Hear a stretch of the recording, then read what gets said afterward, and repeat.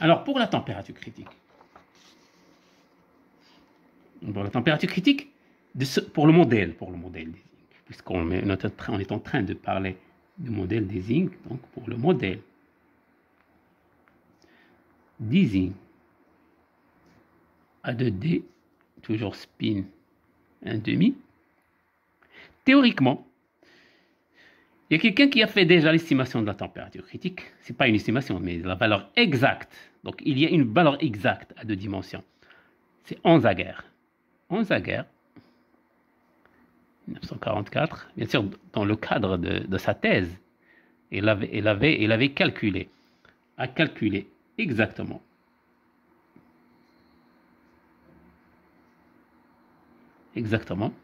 TC. Donc, il a trouvé TC égale à 2 fois J, oui, 2 fois J sur KB log népérien de 1 plus racine de 2. Oui, exact, c'est ça. Ça, c'est la valeur exacte à 2D. Oui. Je signale qu'à 3 dimensions, il n'y a pas de valeur exacte. Alors, personne n'a calculé la valeur exacte à 3D. Oui, il en existe uniquement des estimations numériques, notamment par la méthode Monte-Carlo. Mais là, on a une valeur exacte avec laquelle on va comparer les valeurs numériques qu'on va trouver avec la méthode Monte-Carlo. Ça, c'est donc l'expression de TC. Donc, normalement, c'est à peu près, ce TC, c'est à peu près 2,267 J sur KB. Vous voyez bien le J sur KB comme une unité. Oui, voilà. Et je rappelle, je ne sais pas si vous l'avez fait ou non, par la méthode champ moyen, du champ moyen, il donne des valeurs grossières de TC égale tout simplement 4J sur KB. C'est à la température critique. Autrement dit, pourquoi le 4 Pourquoi le 4 Le 4 parce que vous avez chaque spin, il interagit avec 4. Vous avez un J ici, un J ici, un J ici, un J ici. Donc la température critique pour couper la communication entre les spins, si vous donnez une température critique telle que KBT égale 4J, donc vous coupez ces liens là. Donc ça, c'est la méthode champ moyen. C'est la méthode de champ moyen. Mais il surestime la température critique. C'est grossi, c'est pas. Donc c'est un peu plus élevé qu'ici. Bon, à 3D, vous avez TC égale 6J sur K. Par le champ moyen. Ça, c'est 2D. À 3D, TC est égal à 6J sur KB. Mais c'est encore plus grand que la valeur réelle. Voilà, donc je vais tout simplement signaler une chose ici. Nous, on avait adopté une chose, c'est les unités. Question d'unité. Bon, il faut qu'on parle de ça. Question d'unité. Alors, pour les unités, ce qu'on va faire ici, c'est... Pour les unités, on a déjà parlé de ça, pour les unités.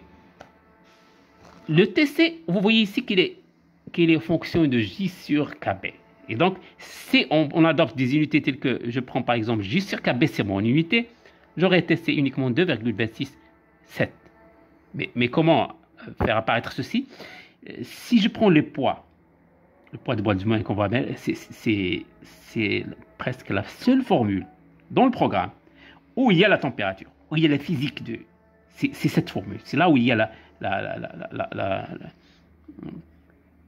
donc moins delta, vous avez exponencié moins delta E sur KBT. C'est la seule formule où il y a la physique du problème dans le programme. C'est la seule. Et donc, c'est celle-là presque qu'on va essayer de modifier d'une façon ou d'une autre en changeant d'unité. Autrement dit, pour les unités, ça ne m'intéresse pas si je mets le delta ou le E. Autrement dit, je calcule E sur KBT.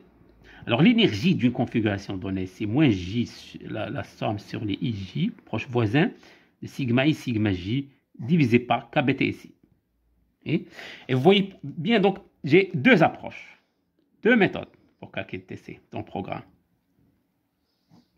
Il y a la méthode 1 et la méthode 2.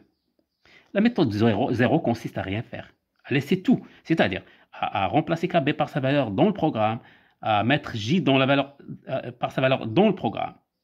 Et ça, c'est pas très bénéfique parce que ça donne donc J valeur petite, KB valeur petite aussi. Donc, dans la simulation, c'est pas donc on va pas mettre les valeurs de KB, les valeurs de J avec les unités internationales, c'est pas convenable. Donc, mais j'ai deux méthodes maintenant. La première méthode consiste à faire passer le J en bas. La deuxième méthode consiste à faire passer le KB en haut. Donc, c'est façon de faire. Deuxième méthode, c'est celle des méthodes des unités réduites. C'est celle donc qu'on avait déjà parlé de ça, donc unité réduite. Alors, unité réduite, c'est tout simplement dire que notre TC, c'est 2,267. Et ça va être notre unité. Autrement dit, je vais faire descendre le J en bas, oui, pour changer l'unité de température. Et donc, j'aurai le E sur KBT dans l'exponentiel. Donc, il va rien, si je multiplie par la même valeur, ou je divise par la même valeur, rien ne se passe. La valeur, elle va rester la même pour la probabilité, elle ne va pas changer. Seules les unités que je vais changer ici, c'est tout simplement les unités. Mais la probabilité va rester la même, c'est ce qui est important. Alors, je fais descendre J, et j'aurai moins 1. À la place de J, je dirais 1. Ou bien tout simplement, bon, c'est pas grave. Je divise par J. Voilà, J divisé par J. Sigma I, sigma J. Et en bas, je divise par J. J'aurai donc KBT divisé par J. Comme ça, je définis moins J tilde qui est égal à 1. Comme si notre couplage est égal à 1. Et les unités de température vont être en fonction de ce couplage-là. Combien de ce couplage? C'est tout. Autrement dit, là, j'aurai un petit tilde. Et donc, J tilde va être égal à 1 dans le programme. Et T tilde va être égal tout simplement à KB, à KBT sur J. C'est T sur J sur KB. C'est en unité de KB, J sur KB. Donc, en unité de J sur KB. Et donc, comme ça, notre programme, il ne va pas introduire directement J, KB. Mais le problème, c'est que si j'ai différents couplages, qu'est-ce qui se passe? Par exemple, quelqu'un qui a un couplage, je donne un exemple. Supposons que quelqu'un, par la DFT, il avait calculé le couplage J, il a trouvé 10 000 électronvolts. Un autre, il a calculé le couplage J, il a trouvé 15 000 électronvolts. Est-ce qu'ils vont trouver la même TC? Non, ils ne vont pas trouver la même TC. Ils ne vont pas trouver la même température critique. Mais ils vont trouver la même T tilde. Autrement dit, le T tilde, vous le calculez, ça sera 2,20. Ils vont tous trouver 2,267. Mais s'ils remplacent leur couplage ici, ils vont trouver celui qui a le couplage le plus haut, il va avoir la température critique en degrés Kelvin, la plus haute. Oui, mais si je divise par J, ils vont trouver la même chose. C'est proportionnel. Donc, autrement dit, je remplace là. Supposons que j'ai calculé ma température critique et que j'ai trouvé, donc, je vais prendre un exemple ici que j'ai ici, voilà, 10 000 électronvolts. Alors, le TC va être quoi? Alors, le TC, où est-ce qu'il est? Donc, si je prends ça, ça va être le T tilde TC, c'est 2,269. C'est ce qu'on a dit. Supposons qu'on a calculé ça et on a trouvé 2,269. Alors, on va le poser là. Peut-être on retrouverait 2,27 ou 27,8 ou quelque chose comme ça. Il y aura une incertitude. On ne va pas trouver exactement ça. Mais on suppose qu'on a trouvé ça. Donc, si je fais ça, ça va être commun, quel que soit J, indépendant de J. Celui qui a 10 000 électronvolts, qu'est-ce qu'il va faire? Il va faire TC, d'après ça. Ça va être T tilde C fois J sur KB. Voilà, pour trouver la vraie unité en degrés Kelvin. Donc, TC va être pour lui, T tilde C, donc c'est 2,269 qui n'a pas d'unité, multiplié par J, donc J par exemple, c'est 10 000 électronvolts, c'est 10 milli moins 3, électronvolts 1,6, 10 moins 19, pardon, joule, tout divisé par KB, 1,38, 10 à la puissance moins 23, joules par degré Kelvin. Et maintenant, si je simplifie joule, j'aurai le degré Kelvin en rond. Donc, je trouve en degré Kelvin. Qu'est-ce qu'on trouve? Si on fait le calcul, voilà, je vais essayer de voir le résultat ici. C'est 263 degrés Kelvin. Ce qui donne TC 263 degrés Kelvin. Pour celui qui a 10 000 électronvolts. Celui qui a 20 000 électronvolts, il trouvera 512, donc 16, quelque chose comme ça. Oui. Donc, c'est le double de ça. Elle trouvera le double de ça. Voilà, j'ai donné un exemple. Ça, c'est pour la deuxième méthode. Deuxième méthode. Il y a une troisième méthode qu'on peut adopter. Deuxième méthode, trois méthodes. On a dit que la première méthode, c'est ça. La première méthode, c'est insérer tout. Bon, essayer de voir ce que ça donne. Mais ça pose des problèmes de simulation.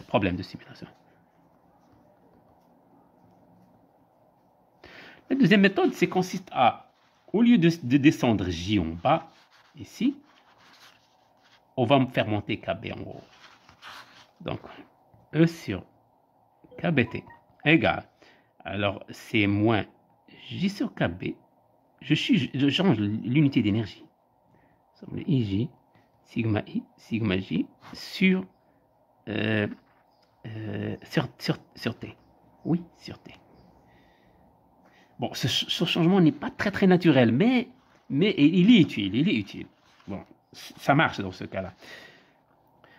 Donc, je pose J tilde égale J sur KB. Pourquoi il n'est pas naturel? Parce que maintenant, l'unité d'énergie, il ne devient pas en joule, mais il devient en degré Kelvin. La température reste en degré Kelvin. Et l'unité de l'énergie, c'est aussi en degré Kelvin. C'est au fait ça divisé par ça, donc il n'a pas d'unité, ce qui est normal. Donc, ça apparaît sur l'exponentielle. Donc, c'est en degré Kelvin. Donc, l'unité de J égale degré Kelvin. Et donc, vous avez changement d'unité de degré Kelvin. Donc, si on vous donne le J égale 10 000 électronvolts, qu'est-ce que vous allez faire? Vous allez tout simplement essayer de la convertir en degré Kelvin. Et vous laissez le J dans le programme, vous laissez tout, laissez la température. Mais le KB n'apparaît pas dans le programme. Le KB ne va pas apparaître. Mais le J en degré Kelvin va apparaître. Seulement, le degré Kelvin n'est pas une unité très petite. C'est une unité normale. Donc, vous trouverez par exemple T, elle est de l'ordre de... C'est vos calculs. Bon, température critique, vous aurez c'est des températures de l'ordre de degrés Kelvin, carrément. Donc, dans un espace, si vous allez de 0 Kelvin à 400 ou 500 degrés Kelvin maximum, donc c'est des unités, c'est des dizaines, c'est des centaines, et pas plus. Donc, il n'y a pas de problème avec T. La même chose pour J, si vous le convertissez, même s'il est très petite, 10 000 électronvolts, si vous convertissez en degrés Kelvin, donc ça sera J tilde, par exemple. Si je prends donc J sur KB est égal à 10 000 électronvolts, donc 10, regardez, 10 moins 3 fois 1,6, 10 moins 19 joules, divisé par KB, donc KB c'est 1,38, 10 à la puissance moins 23 joules degré Kelvin moins 1, vous trouverez en degré Kelvin, et le moins 23 et 6 et moins 19, il y a quelque chose qui sort ici, avec moins 3, moins 19, on va obtenir quelque chose de l'ordre des unités. Donc c'est bon, donc ça marche.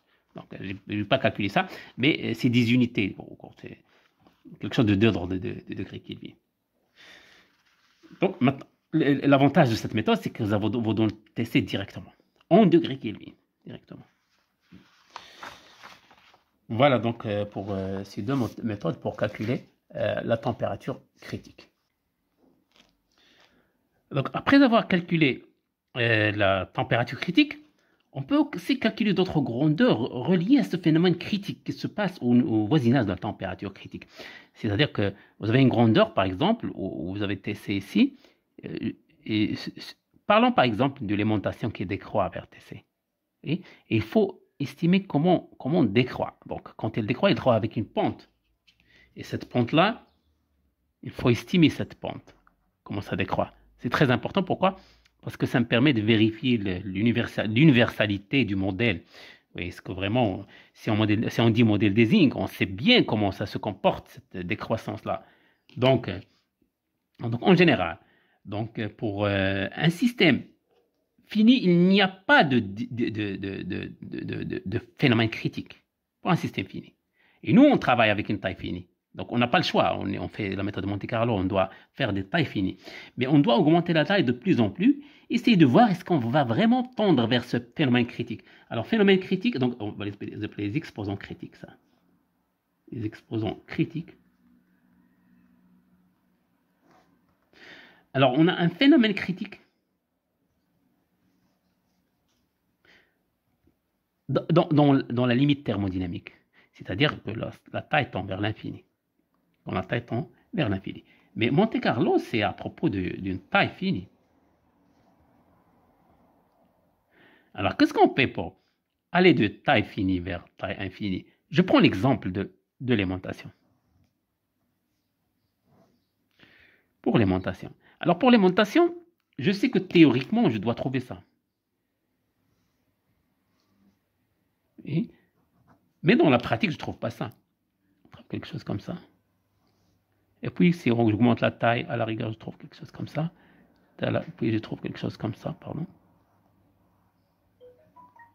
Oui, ça tend vers cette valeur-là. Oui, mais je ne peux jamais arriver exactement à la valeur. Il n'y a pas de phénomène critique.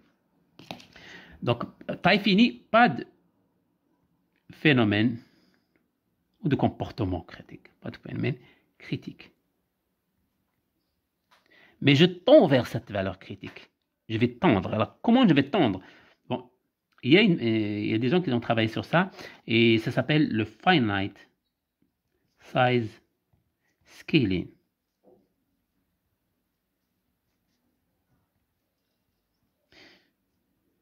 Donc, ce finite size scaling, tout simplement, on l'appelle parfois, donc, je vais sur le donner, c'est la loi d'échelle à taille finie, entre parenthèses. Loi d'échelle à taille finie. Donc, la théorie, je ne vais pas donner exactement la base de cette théorie. Il prévoit la chose suivante. Il prévoit que pour l'aimantation M, il va être en fonction de la taille. Bien sûr, l'aimantation à TC, donc c'est l'aimantation à la température critique. Oui, c'est-à-dire que si je calcule l'aimantation en ce point-là, et je vais essayer de la suivre.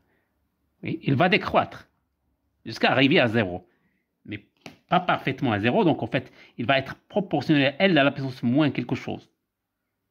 Donc L moins quelque chose. Pourquoi? Proportionnel. Donc M à TC.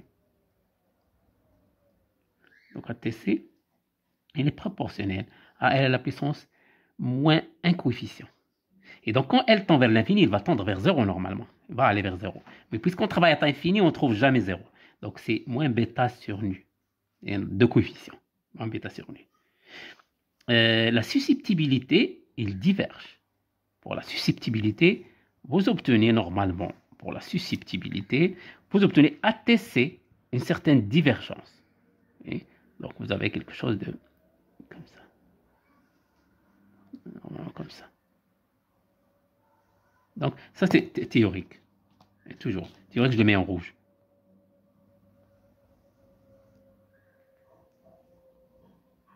Mais si je fais la simulation, encore une fois, la simulation, ça me donne quelque chose. Donc ça dépend de la taille, ça me donne quelque chose qui est comme ça. Ou une petite taille. Si j'augmente la taille, j'aurai quelque chose comme ça. Si j'augmente la taille, je trouve quelque chose comme ça. Oui? En fonction de la taille. Et donc ça, c'est simulation. Là aussi, c'est simulation. Ça, c'est la théorie.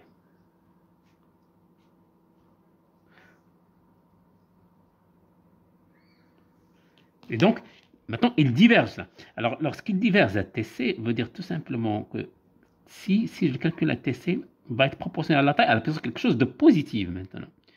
C'est à la puissance de quelque chose de gamma sur un coefficient nu. C'est le même coefficient ici, qui est sur le dénominateur. Mais là, ce n'est pas le même coefficient. La chaleur spécifique à TC, il est proportionnel aussi à quelque chose de L à la puissance alpha sur nu. Positif. Aussi, il diverge. C'est là s'il diverge. ATC. Il diverge. Il diverge en fonction de la taille. Mais pour une taille finie, il ne diverge jamais. Vous voyez que c'est fini. Bien, alors, donc, ça me permet aussi d'estimer TC si je veux, et estimer les exposants critiques, les deux, en même temps. Mais si on a une bonne estimation de TC, par exemple, à partir du cumulant, on peut la garder et travailler sur ce TC et essayer de déterminer les exposants critiques. Alors, comment on détermine les exposants critiques? D'abord, théoriquement, pour comparer, si je prends Ising 2D, spin atomique, alors pour Ising 2D, j'ai ce comportement-là. J'ai bêta, c'est de l'ordre 1/8, théoriquement. Gamma de l'ordre de 7 quarts. Nu égale à 1. Quoi encore? Et j'ai le alpha. Alors le alpha, entre parenthèses, c'est 0. Ça ne veut pas dire que alpha c'est un cas très très particulier. Ça ne veut pas dire que CV ne dépend pas de la taille. Non, il dépend de la taille. Mais l'augmentation, elle est très très faible par rapport à une puissance. Ça n'arrive même pas à une puissance. C'est inférieur à une puissance de... Même si vous faites 0,000, c'est inférieur à ça. Donc, quand on est inférieur à une puissance, donc une tendance qui est très très faible, c'est plutôt logarithmique. Donc, CV, ça implique simplement que CV il a un comportement logarithmique. C'est un comportement, quelque chose fois log de L, plus une constante B. Comportement logarithmique. Donc, pour ne pas écrire comportement logarithmique, on vous donne alpha égale 0. C'est un cas très très particulier, ça n'arrive pas à 3D. 3D, vous avez une valeur spécifique de alpha. Donc, gardons le cas général ici. Et pour bêta, alpha et gamma, des valeurs qui ne sont pas nulles. Alors, si on fait simulation, on va obtenir plusieurs valeurs, par exemple, de la susceptibilité. Prenons la susceptibilité, le cas de la susceptibilité et les proportions de la gamma sur nu. On va obtenir plusieurs valeurs. Oui. Et puis, on va aller à TC, on va aller à l'infini. Donc, comment le faire? Alors, on va tout simplement enregistrer ces valeurs de max ici, par exemple. On va les mettre dans un fichier. On va essayer de représenter le xi en fonction de la taille, c'est-à-dire xi max, c'est-à-dire xi ATC, en fonction de la taille, et voir est-ce qu'on augmente en fonction de gamma. Et peut-être si je fais la susceptibilité en fonction maintenant ATC,